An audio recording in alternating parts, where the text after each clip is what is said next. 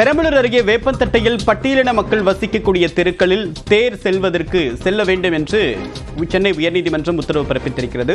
தேர் செல்லக்கூடிய அளவுக்கு அங்கு வசதி இருக்கிறதா என்ற விவரங்களை ஆய்வு செய்ய ஏற்கனவே குழு அமைக்கப்பட்ட நிலையில் நீதிமன்றம் இந்த உத்தரவு பிறப்பித்திருக்கிறது. விவரங்களுடைய நிகரானுடைய செய்தியாளர் மதன் வழக்குடைய பின்னணியின நீதிமன்றம் என்ன உத்தரவு பிறப்பிச்சிருக்கு?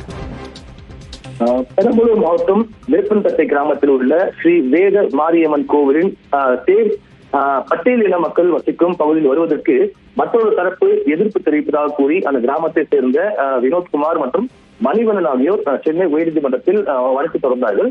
இந்த வழக்கை பார்க்கும்போது பட்டியலின மக்கள் வசிக்கும் தெருக்களில் தேர் வருவதை உறுதி செய்ய அந்த மாவட்ட ஆட்சியர் உள்ளிட்டோருக்கு உத்தரவு பிறப்பிக்க வேண்டும் என்றும் கோரிக்கை வைத்தார்கள்.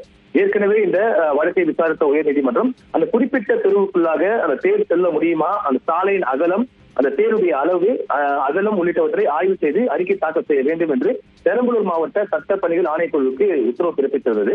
இந்த வழக்குதான் இன்று நீதிபதி வேல் முருகன் முன்பு விசாரணைக்கு மீண்டும் வந்தபோது மாவட்ட சட்டப்பணிகள் ஆணைக்குழு தலைவர் தரப்பிலிருந்து ஒரு அறிக்கையும் தாக்கல் செய்யப்பட்டது. அந்த அறிக்கையின்படி இந்த குறிப்பிட்ட தெருக்களில் எந்த ஒரு இடையூறு இல்லாமல் தேர் செல்ல முடியும் என்றும் தெரிவிக்கப்பட்டது.